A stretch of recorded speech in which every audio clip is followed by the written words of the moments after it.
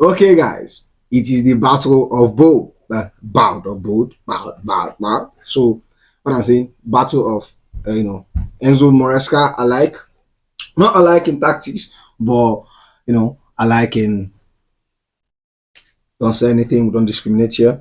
So, it is Chelsea versus Nottingham Forest. You know, this Sunday we'll be facing Nottingham Forest at home, and that is going to be our third three straight home matches. And are we going to make it three on three straight? Because our home record was a bit shaky at the start of the season, having lost to Manchester City, drawing with Crystal Palace. So before we get into all the starting 11, the scoreline prediction, welcome to Papino's Football, where we discuss football related issues, Chelsea issues, especially. You might see me banter Manchester United because I don't like them. It's no news. I don't like Manchester United. They're going to collect one or two views from me. So like the video first of all to help the algorithm. Um, recommend, yeah, that's the word. Recommend the content to more Chelsea fans, and we get bigger. And at the end of the video, I'm trying to get to 1,000 subscribers, and as you can see, we're halfway there. Subscribe to the channel and help us get to 1,000 subscribers. And let's get back into the video. Um, this is a match I want us to win. Number one is because it's home, and number two is this is basically the last match before the international break, and then we'll go 2 weeks without no club football. Man, bruh. Honestly, I'm already missing it, fam. I'm already missing it. But so I'm basically expecting us to win this match. Nottingham Forest, they are a very, very good side. They are currently sitting 10th on the Premier League table, and I think their unbeaten streak ended last week when Fulham beat them 1-0. Same as their counterparts who are equally unbeaten, Brighton. They are all unbeaten, and they are 9 points and they are sitting in 10th position. Not bad. They started this season quite solid. They're a very good side. They won the almighty Liverpool, which has conceded the least goal in the Premier League, two, and I think they are the highest, or is Chelsea the highest? I don't know. They have scored 15 goals and they have um, conceded just two. So that is the side they beat. They beat the side 1-0, which Callum Hudson-Odoi scored. And this Chelsea side, as you can see, last night we win. What's his name? Genk or Ghent. We win them 4-2. Very comfortable win, and for 1 hour we have been going rampant. Beating people for fun, scoring goal for fun. We have had like 26 goals, competition, and last season we haven't scored this amount of goals. We have scored a lot of goals in this. I think in the whole Europe we are third. First is Barcelona. I think Barcelona is 31st, 31. Sorry, Bayern Munich, Barcelona or Bayern Munich. One of them is 30 and one of them is 31. I'm not really sure, but I think is it Bayern and Dortmund? Please correct me if I'm wrong on the comment section. And Chelsea is 27. We are third in Europe, and we are the highest in the Premier League. And that shows you how the attacking prowess we possess in that front line. Our attacking is dangerous. It's very dangerous. But it's not for us. It's dangerous, but not for us. Our opponent. It's for opponent. We have a lot of options up front. Um, when I think football is becoming boring. Football is becoming boring. Last season, I was crying. I was like, oh God, Chelsea are killing me. Chelsea are killing my peace. But look at me.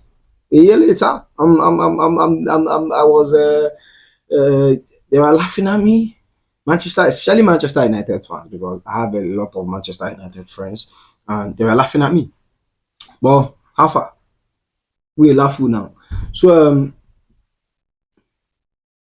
so someone was working there. So what was I going to say? Yeah. So it's a very good time to be Chelsea fan. Um, Nottingham Forest manager, very good, very good manager, very good. Chelsea, our players, I think everyone is available as well, except Rich James is the only player that is not going to be available for this Nottingham fixture. But he gave us a hint that he's going to be back soon. Maybe we see him after international break. And I'm not really sure on Chukwemeka as well. But everyone is available. Lavia is back. And there is another thing I want to say. This lineup, I kind of have a little bit of headache making this lineup because given that Christopher Nkunku has scored 10 goals this season alone, bruh, like, competition, Christopher Nkunku has 10 goals. Bro, that's ridiculous. And Jackson has just 4. I think Christopher Nkunku is making a big argument for to start up in that number 9 position. But there are reasons why I still feel like Jackson is better up top, which we'll be discussing in my starting 11 in a minute. So now I'll show you guys my starting 11. Yeah. So I'll tell you my scoreline prediction, and well, yeah, that's it. That's it. My starting 11 and my scoreline prediction. So as you can see on the screen now, this is my starting 11 for the game.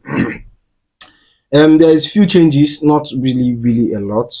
Given that Chelsea is like already having a structure, a way we want to play, and people that I think we are actually having a more of a core starting 11 now, because obviously Chelsea is the only team in Europe that has a team A and team B. That's ridiculous. That's why I say we have a lot of talent in this squad, and already on this lineup, I know some of you already have seen a lot of things you would disagree on, but tell me why you disagree, and I'll tell you why I put them there.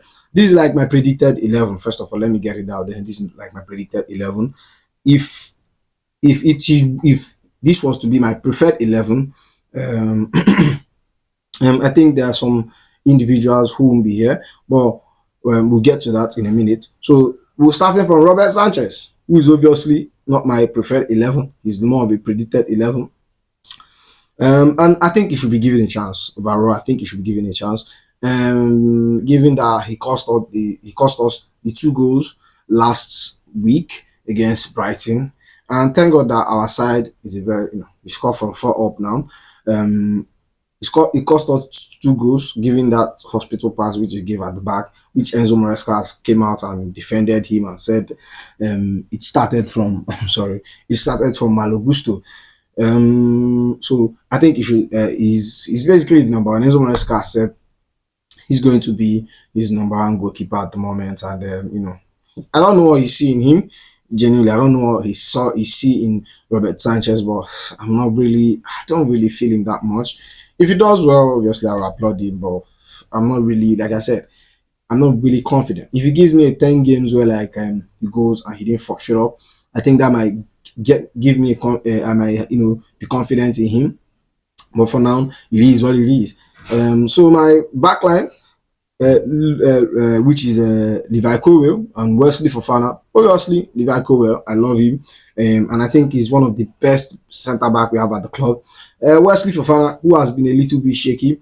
For me, I would have preferred to slot in there, even though we saw against Genk or Ghent, there were a few mistakes that led to the goal, but you won't really blame him. If you are playing with Badiashile, this is what you expect. I would have said Disasi, but Disasi was good in that match. I won't like actually come here and start blaming Disasi and shit and say that because he's the usual suspect or something like that. But obviously, where's Badiashile? Badiashile is the weapon that fashioned against this Chelsea team, honestly. And I'm just happy he's not in this first team. I'm really happy. Wesley Fofana, very good player, and which I think he has been shaky at times. But I think I want to see Tosin there perform there, and then we kind of judge off that. With him and Levi Colwill and Cucurella.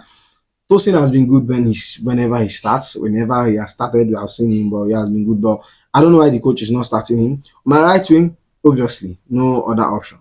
Malo Gusto.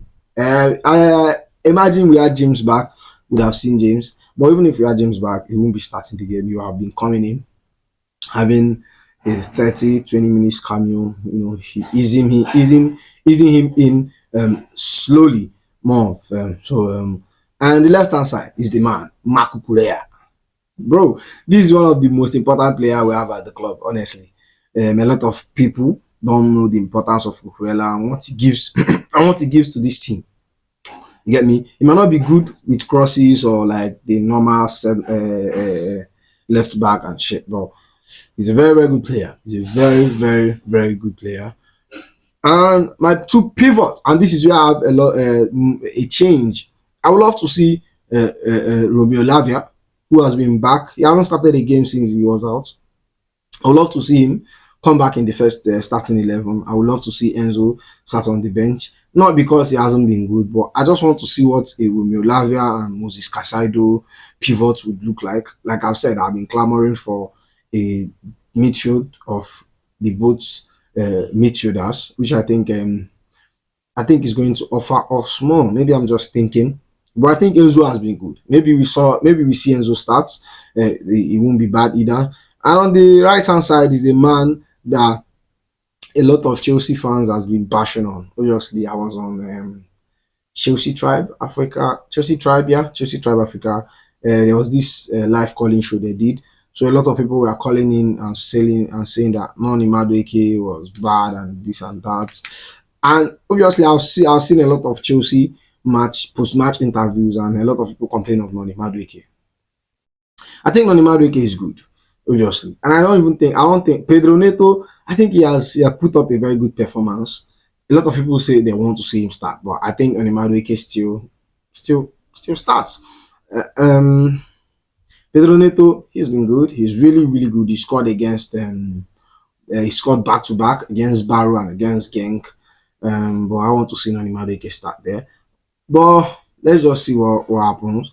Nani Madueke, obviously, he got the call up for England as well. So he's going to be going out for the international break. And that man that got a call up for the international break is Cole Palmer in Tunisia.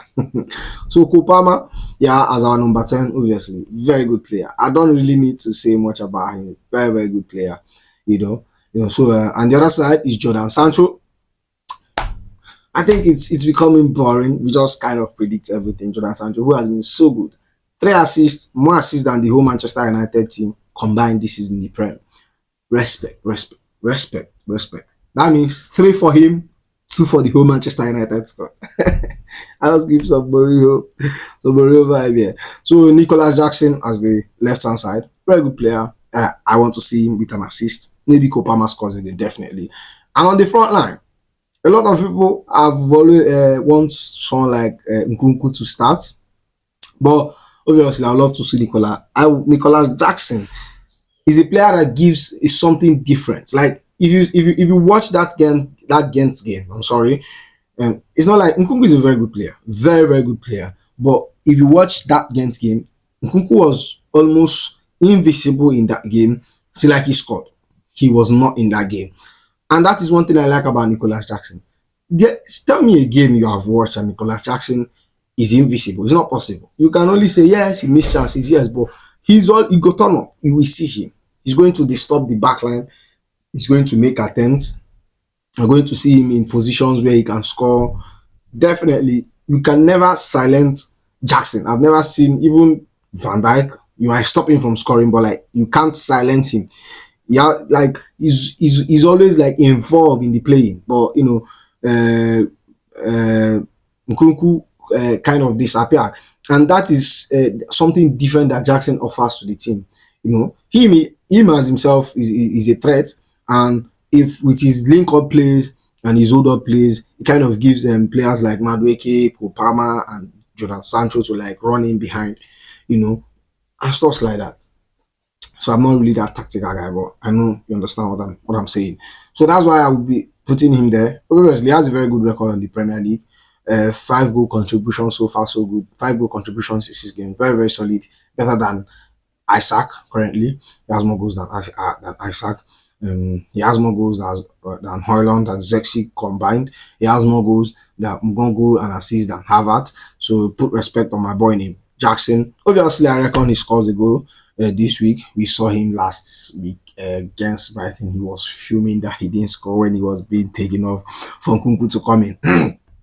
So this is my starting 11. So tell me where you think I should make changes. I know a lot of you will disagree with me in one or two or three or four positions. So tell me who you think deserve to start, especially for this Romeo Lavia Moses Cas. I would love to get your thoughts, you guys' thoughts on it. Um, my scoreline prediction. Nottingham Forest is a very good team, and last summer, oh my god, last season we win them narrow escape. Is it our home where we win 3-2 our last during the ending of the season where we are good form. They win us in they won us in the first leg of the game. So but in the second leg, yeah, I don't even know. Are we home? Are they home? I don't really know again. I'm sorry, forgive me. But we win. The last time we met it was 3-2. And they have very, very good defensive side. Very, very good defensive side. They defended very, very good against Liverpool and they get away with 1-0. But withstanding that, I think we have the Arsenals, we have the players, we have the machine guns, the Palmers, the Sanchos, the Jacksons, the non kids who are going to obviously turn up and score goals and create mayhem in Stamford Bridge for the Nottingham Forest. We are on fire, baby. We're on fire. So I predict, oh my God. I've been saying 3-0, but anytime I say 3-0, we exceed. I reckon we are going to concede, definitely. We are going to concede. So I say a 4-1 win. A 4-1 win for Chelsea. Jackson definitely got a goal and assist. This is going to be Jonan Sancho's first goal for the club. I predict he's going to score his first goal for the club, definitely. Maybe Palmer gets a hat-trick assist. So that's all for now. I'll see you in the next one. It go be.